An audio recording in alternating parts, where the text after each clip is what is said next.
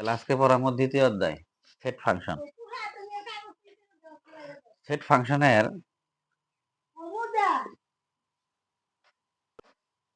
খেয়াল করবা set function কাকে বলে। সেট বাস্তব বা চিন্তা জগতে সুসংজ্ঞায়িত বস্তুর সমাবেশ বা সংগ্রহকে সেট বলে।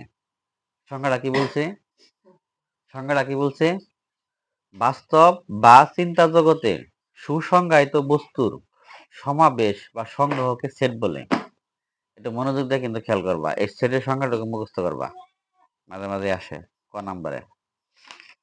তাহলে কি বলছে? বাস্তব বা চিন্তা জগতে সুসংজ্ঞায়িত বস্তুর সমাবেশ। আমরা একটু বিস্তারিত ব্যাখ্যায় যাই, ভালো মতো খেয়াল করবা। বাস্তব বা চিন্তা জগৎ কি? ঠিক আছে কি? বাস্তব বা চিন্তা জগৎ কি? বাস্তব জগতের কিন্তু উদাহরণ বইয়ের মধ্যে সুন্দর করে দিয়ে দিছি। বলছে কি যে খেয়াল করবা যে নবম দশম শ্রেণীর বাংলা, ইংরেজি ও গণিত বিষয়ে 3টি পাঠ্য বইয়ের সেট। আমরা যদি বলি যে নবম শ্রেণীর এক সেট বই, খেয়াল করবা মনোযোগ দিয়া, নবম শ্রেণীর এক সেট বই।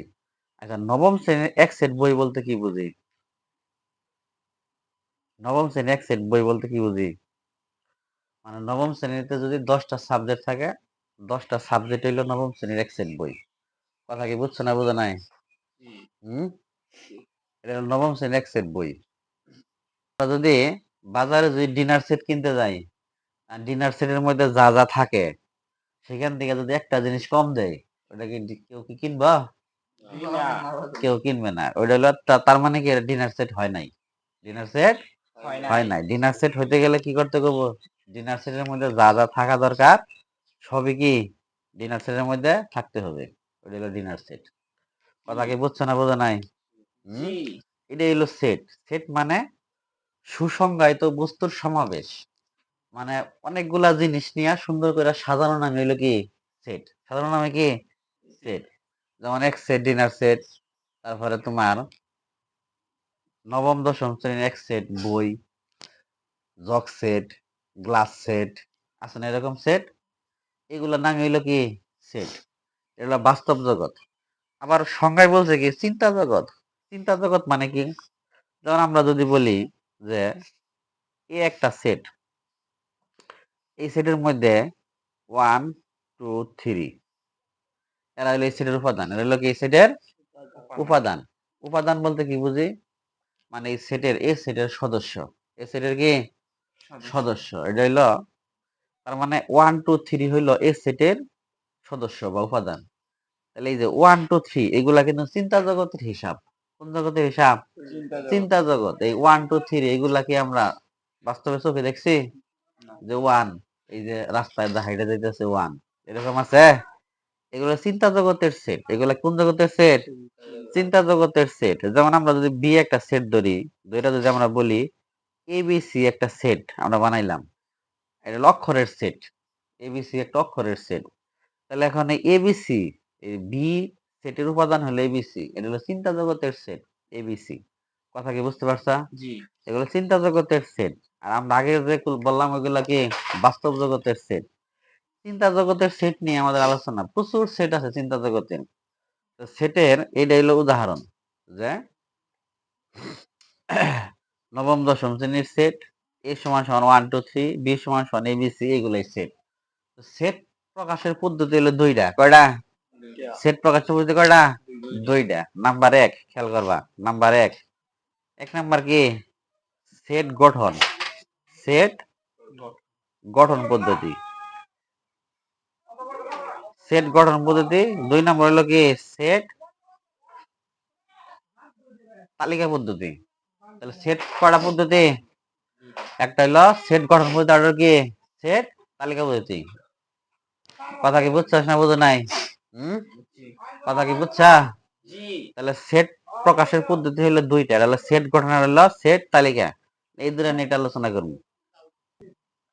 সেট গঠন পদ্ধতি জিনিসটা কি আসলে মনোযোগ দিয়ে বুঝবা। এই পদ্ধতিতে সেটের সকল উপাদান সুনির্দিষ্টভাবে উল্লেখ না করে উপাদান নির্ধারণের জন্য সাধারণ ধর্মের উল্লেখ থাকে। কি বলছে? কি বলছে তাহলে এই পদ্ধতিতে সেটের সকল উপাদান সুনির্দিষ্টভাবে উল্লেখ করে না। যেমন আমরা যদি উপরে সেট লিখে আসছি এ সমান সমান সেট গঠন পদ্ধতি, তাহলে কি সেটে সকল উপাদান সুনির্দিষ্টভাবে উল্লেখ না করে খেয়াল করবা, কিন্তু সেটের সকল উপাদান সুনির্দিষ্টভাবে উল্লেখ না করে, ঠিক আছে কি, উল্লেখ না করে সাধারণ, এখানে সাধারণ হবো, সাধারণ উপাদান নির্ধারণের জন্য সাধারণ ধর্মের উল্লেখ থাকে। ঠিক আছে কি, কথাটা বুঝতে পারছো? এই দেখো বইয়ের মধ্যে সুন্দর করে দেওয়া আছে, খেয়াল করবা মনোযোগ দিয়ে, বইয়ের মধ্যে দেওয়া আছে আসলে সেট জিনিসটা কি। তাহলে বইতে দেখা এটা করে নিবা, যে এটা উদাহরণ দিয়ে আমি একটু বুঝাই দিই আসলে সেট গঠন পদ্ধতি জিনিসটা কি। আসলে খেয়াল করবা মনোযোগ দিয়ে, আমরা একটা সেট লিখলাম, যেমন এই সেটের কিছু উপাদান লিখলাম 1 2 3, এটা কিন্তু সেট গঠন পদ্ধতি না, এটা কি পদ্ধতি? সেট তালিকা পদ্ধতি। কি পদ্ধতি? সেট তালিকা পদ্ধতি। কেমনে বুঝলাম? কারণ এটার মধ্যে সরাসরি কি দেওয়া আছে? সেটের উপাদান দেওয়া আছে। সরাসরি সেটের উপাদান দেওয়া থাকলে আমরা তারে বলি কি সেট তালিকা পদ্ধতি। তাহলে এটার যদি আমরা গঠন বানাই, তাহলে গঠন কিভাবে বানাবো? তাহলে খেয়াল করবো একটু মনোযোগ দিয়ে। আমরা যদি আরেকটা সেট লিখি,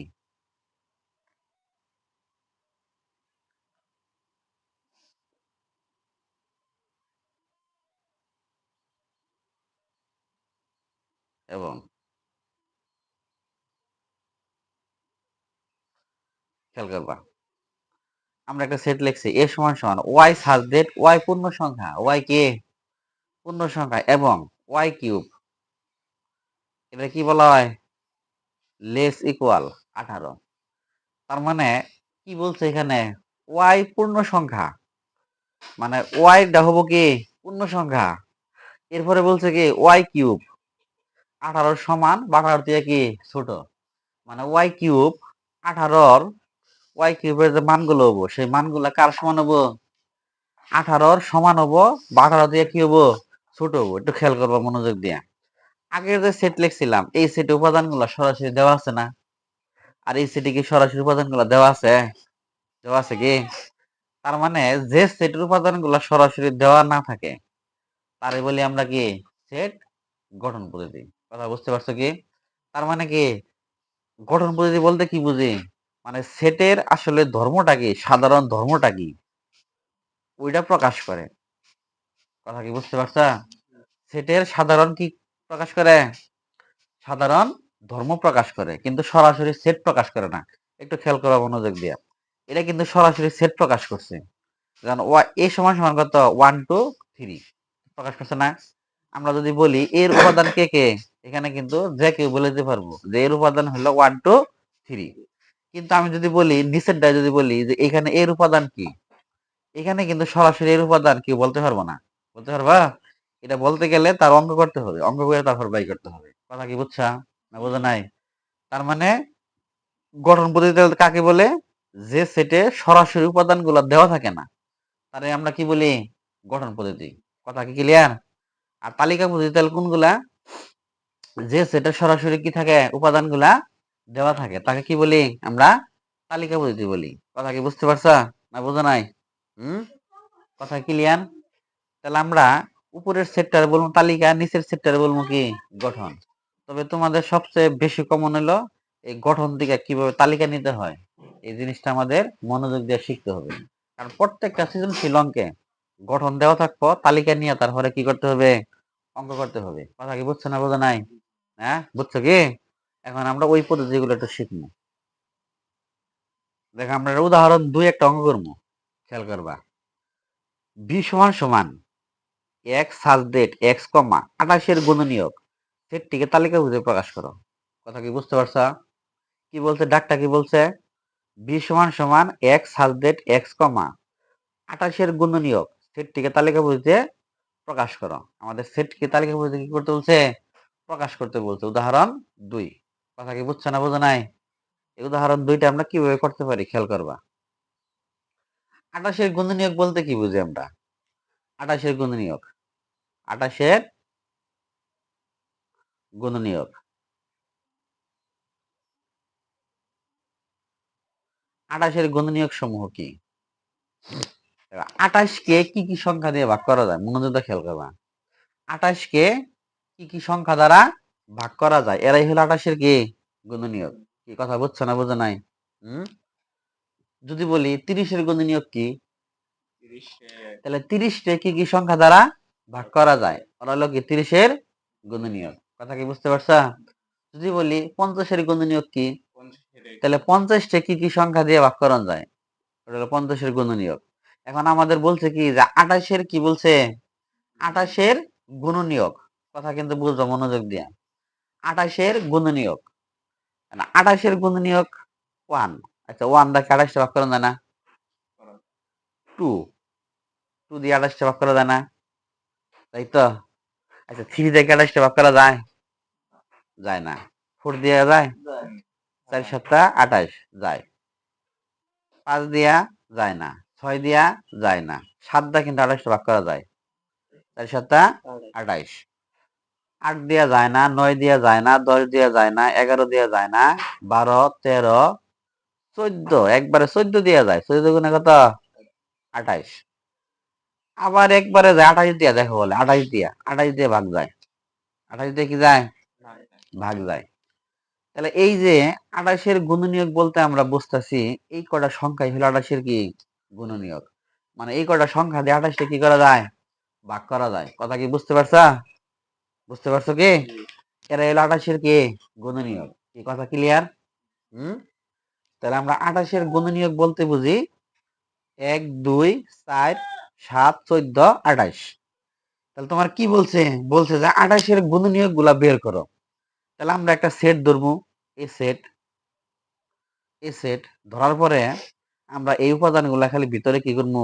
বসাই দিব। একটু একটু খেয়াল করি। আচ্ছা আগে অঙ্কের ডাকটা কেমন ছিল? 2 নাম্বার দেওয়া হচ্ছে, সবাই খেয়াল করেছে? 2 নাম্বার আগে ছিল যে বি সমান সমান, ও তাহলে এখানে বি অক্ষর দেন রাখবো। কি অক্ষর দেন রাখবো? বি অক্ষর। তাহলে এ দিলে চলবে না। তাহলে খেয়াল করো সবাই, বি সমান সমান বলছে কি এক্স কমা 28-এর গুণনীয়ক সেটকে তালিকাবদ্ধ প্রকাশ করো। আচ্ছা আগে যেরকম ছিল এখন কি এরকম আছে? আগে কিন্তু সরাসরি উপাদান গুলা কি ছিল না? দেওয়া ছিল না। দেওয়া ছিল। তার মানে আগেরটাই হলো কি গঠন পদ্ধতি, এটা হলো কি তালিকা পদ্ধতি। কথা কি বুঝতে পারছা? তালিকা পদ্ধতি জিনিসটা কি? যে পদ্ধতিতে সরাসরি সেটের উপাদান কি থাকে? দেওয়া থাকে, তার নাম কি তালিকা পদ্ধতি। কথা কি বুঝতে পারছা? তাহলে আমরা দেখো আগে ছিল কেমন আর এখন ছিল কেমন, কিন্তু আগের যে মানে ডাকটা ছিল কথা আর এই কথা কিন্তু একই।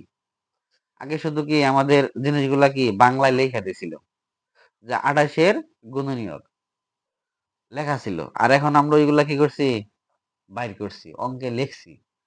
এটাই হলো তালিকার গঠনের মধ্যে পার্থক্য। কথা ক্লিয়ার? তাহলে এটাই হলো আমাদের 2 নাম্বার কি অ্যান্সার। 2 নাম্বার অঙ্কে উদাহরণ দিয়ে অ্যান্সার। কি বুঝতে পারছো কি? বুঝতে পারছো কি?